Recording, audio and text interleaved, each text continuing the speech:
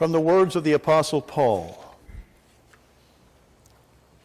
I spoke, I thought, I reasoned as a child. Then he goes on to say, but when I grew up, I put away childish things. Then he says, now we see imperfectly. Now, this was a little easier in the early service because I had all the youth there. I had the youth in one side of the room and I had the adults in the other. The youth representing now and the adults representing then in the future. Well, today, while we're featuring the 1 Corinthians chapter 13, which is the love chapter, we're going right to the end, verses 11 and 12 and 13, where Paul describes the process of growing up, a process which we all need to have familiarity. Today, we are focusing on the concept of youth, growing up, maturing. But that's not leaving the adults out, because it's important that the adults understand what this process involves. We're a very important part of it. Today, it says, we see things imperfectly. Why? Because as children, we lack a most important aspect of our growing up process, our process of maturing. Notice that I say growing up and maturing in two different contexts, because they are. If you live long enough, you have to grow up, but you don't have to mature. And I know people who have never matured and never will, but they're older than I am. So there we are. We need to understand that process. So Paul says, in the beginning, in our early years, we see things imperfectly. Why? Because a very important aspect of our maturation process is that of experience. As a young person, we don't have the benefit of experience yet. Experience is what we live through. We haven't lived through all those things yet, as the adults have. Oh, I wish so many times that I had listened to my grandparents. I wish that I had listened to my parents with the advice they gave me growing up. As a child, not realizing, hey, man, they have been through what you're going through. Listen to them. They've made mistakes that maybe I wouldn't have to make. But no, I had to be really smart. I make my own mistakes. So there. My mistakes are my mistakes, not yours. Well, that wasn't such a smart tactic after all. But it's one that we all go through. But then it says, while we see things imperfectly now, later on, we'll see things very clearly. Why? Because we're going to be at the top of the climb. We're going to be at the top of that mountain. We're going to be looking down on all the things we've been through. And wow, talk about knowing the true meaning of life. It's unlike that fella that he heard that the true meaning of life was known only by an old soothsayer on the top of a Tibetan mountain. So he decided he was going to find the answer to the age-old question, what is the true meaning of life? He saved up enough money to get a job shoveling coal on a tramp steamer, steamed across the Atlantic. He got off in Africa and started traipsing through the African jungle, through all the heat and the animals and the diseases. And he made it finally to the foot of the Himalayan mountains. And then, traipsing on to Tibet, he began climbing the mountain. He knew at the top he would have the answer to the age-old question. And he climbed, and it got colder and colder and colder. His blood thickened. He began to freeze. He began to lose consciousness. But as he got to the very top, he pulled himself over the edge of the cliff and collapsed. And as he woke up, he said, I saw these beautiful faces around me, looking down on me. I explained to them that I had heard that the old soothsayer on the top of this mountain knew the answer to the question, what is the true meaning of life? I have come to seek that answer. I'll never forget as they picked me up, he said, and they carried me into the thatched hut. And there they laid me at the feet of this wise old man. And the wise old man looked down upon me, and I said, I have come for the answer to the question, what is the true meaning of life? And he laid his hand on my head and he said, son, the true meaning of life is a wet bird never flies at night. And I said, say what? I shovel coal in a tramp steamer and fall off animals and diseases and frostbite and nearly die, and you tell me that the true meaning of life is a wet bird never flies at night? And the old man looked puzzled and he said, you mean a wet bird does fly at night? Folks, so many times we go to the wrong people for answers. We don't look where the answers are. And we build our life on philosophies that are just false. And that's what happens to us. Later on, we see things clearly, but only after we have gone through some mighty bad experiences through our life. But in the end, he says three things will last forever: faith, hope, and love. And the greatest of these is love. Absolutely. This growing process is something that we all go through, but it's not something that comes with a manual. We don't know exactly what to do step by step. When Jenny and I were in high school, we had to read a play called Our Town. Anyone familiar with Our Town? Well, when we read it as teenagers, it was an interesting play, good plot, interesting. But you know what? It really didn't sink in. It didn't as teenagers. It was not until last year we went to Vermont and we saw a production by the Middlebury College of Our Town. We saw it as adults. And wow, did it have meaning. You see, Our Town is a 3-act play. It's the story of a small group of people in a small town called Grover's Corner, New Hampshire. The first act of the play is about the daily life of the people in Grover's Corner. Nothing spectacular. Nothing ever happened in that town that amounted to anything. But we live the lives of these people, especially these teenagers, as they're growing up, their hopes and their dreams and their plans and what they're going to go through. And then as I get into Act 2, the teenagers have grown to the point that now the main character, who is Emily and the young man who's the son of the doctor in the town, they decide to get married. He's going to be a farmer, and they're going to have a life together. Well, Emily dies in childbirth. A young mother. She dies in childbirth. So Act 2 is about love and marriage, which goes into Act 3, and Act 3 is set in the cemetery.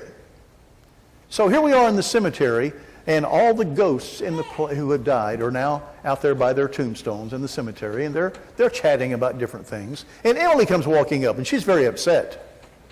Emily's very upset because she realizes that in her short life, there are so many parts of it that she took for granted. She never really appreciated her life. You ever feel that? You know, I sometimes would, if they would ever invent a real-time machine, I'm going to pay whatever it takes to go back in time to about 1959, and I'm going to find my old collection of baseball cards. You laugh, but I could retire on that collection today. I had toys that I could get tens of thousands of dollars for today. I have no idea whatever happened to them. Boy, if I could go back in time, I'd find all that stuff. You know, and if I couldn't find mine, I'd go to the store back then and I'd buy it, new and packaged. But here we are today, really thinking about, wow, if I'd held on to this or that, would I appreciate it today? There's Emily walking around saying, you know, golly, I remember, I think it was my 12th birthday party. I never really appreciated that. She wanted to go back. and tell her mom how much she appreciated all the trouble she went through to plan that birthday party. And the other people in the cemetery, all the ghosts are saying, Emily, don't do it. Don't do it. It's just not the same. It's just not the same. And then the key line in the entire play, two of the ghosts look at each other and one of them says, you know, the living just don't get it, do they? The living just don't get it. Folks, we don't appreciate every day of our lives. We're moving so fast, we zip by and wonder. You know, there are three kinds of people. There are people who make things happen. There are people who watch things happen. And there are people who just wonder what happened. And so many of us, we just wonder what happened. Time is going by so fast. You know, time, okay, here's a philosophy for you. Life is like a roll of toilet paper.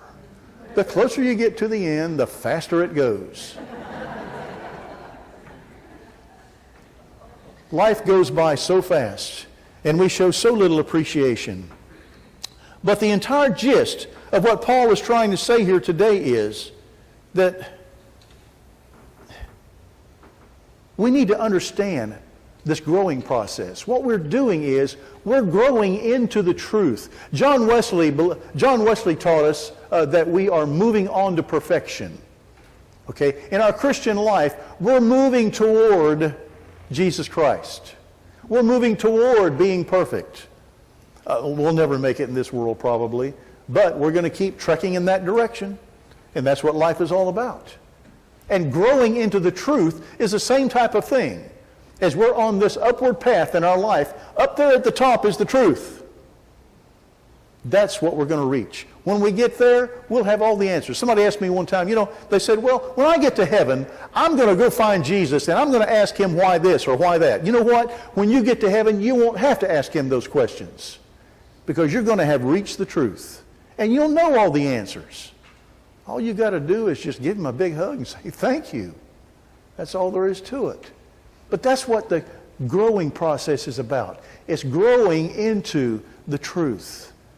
And I told our young people earlier that, when you look over here and see these older people, I told them, look at these older people, 30, 40, 50 years from now, hey, Bo, that's you.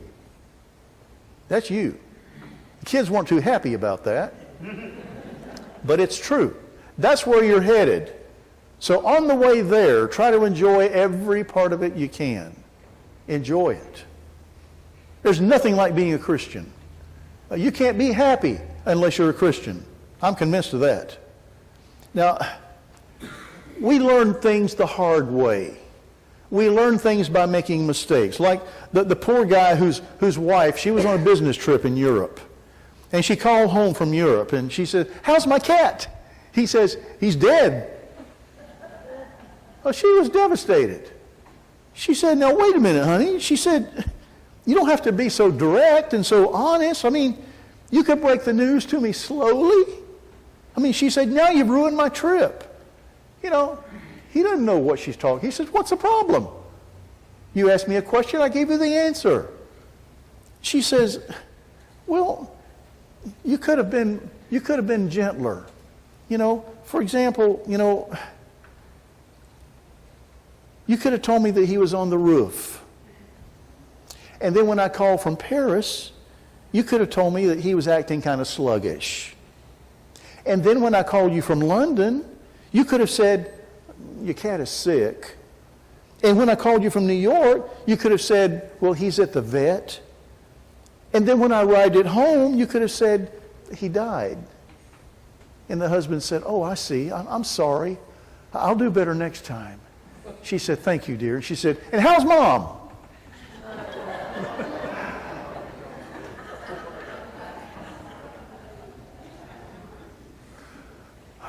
She's on the roof.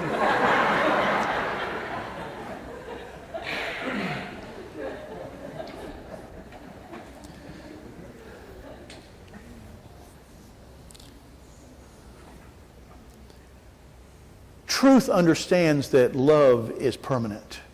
Whatever we go through, our loved ones stand by us if we understand love. And Paul brought us to the highest point of his argument. On top of the mountain. There you must finally see the truth. Truth understands that we don't understand everything. Jesus understands that. As long as we're making a noble effort, He's happy with us. And yes, we make mistakes and we disappoint people. But at the same time, we learn from the process. And that's the important thing. Truth understands. But we don't always understand everything.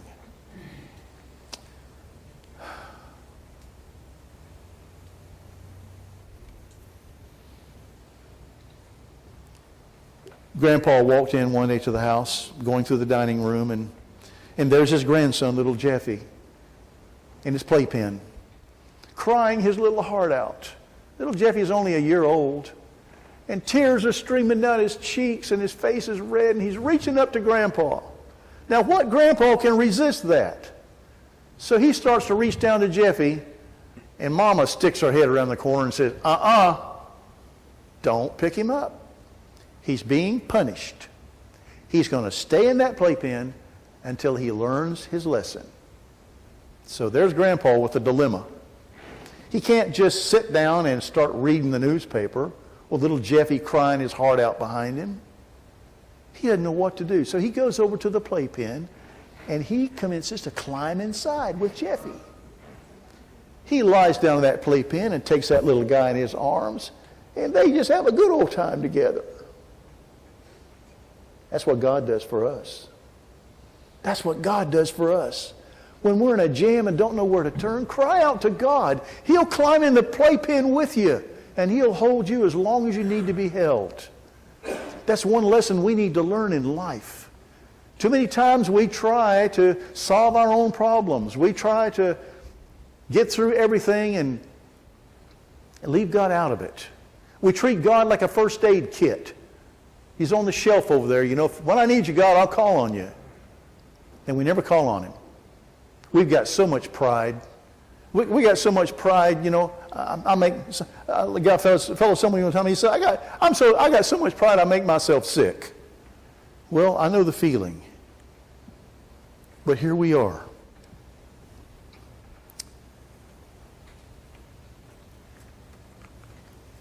But what does Paul give us as an answer? What do we do?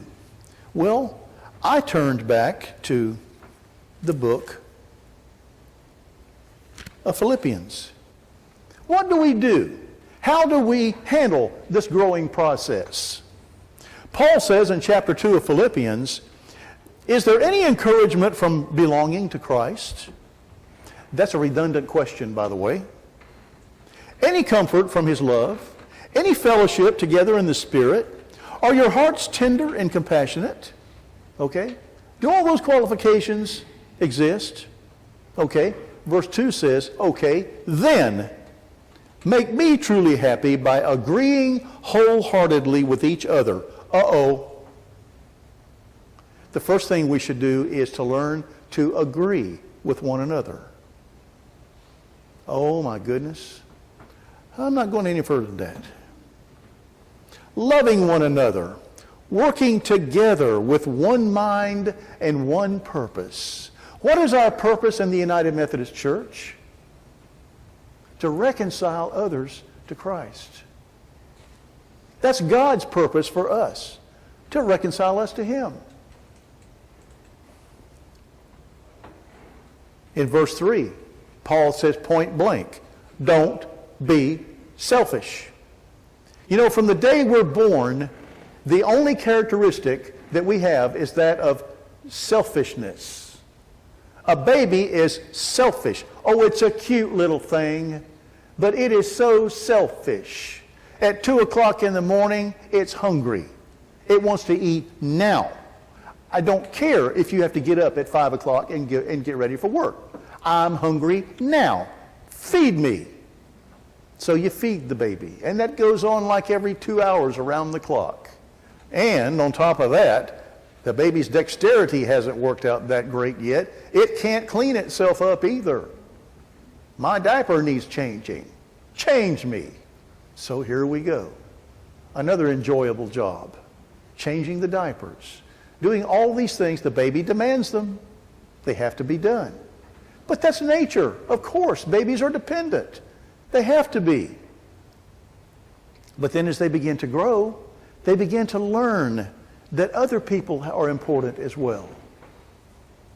And it's up to us as parents and grandparents to keep them reminded of the fact that you're not the only person in the world. You know what?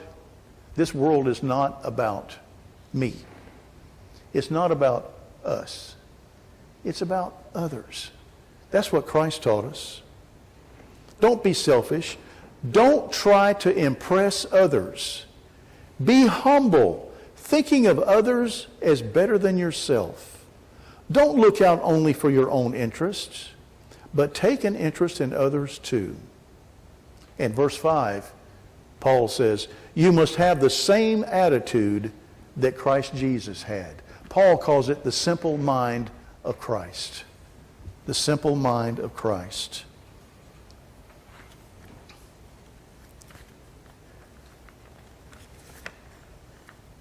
He taught us a great lesson between 1 Corinthians 13 and the book of Philippians.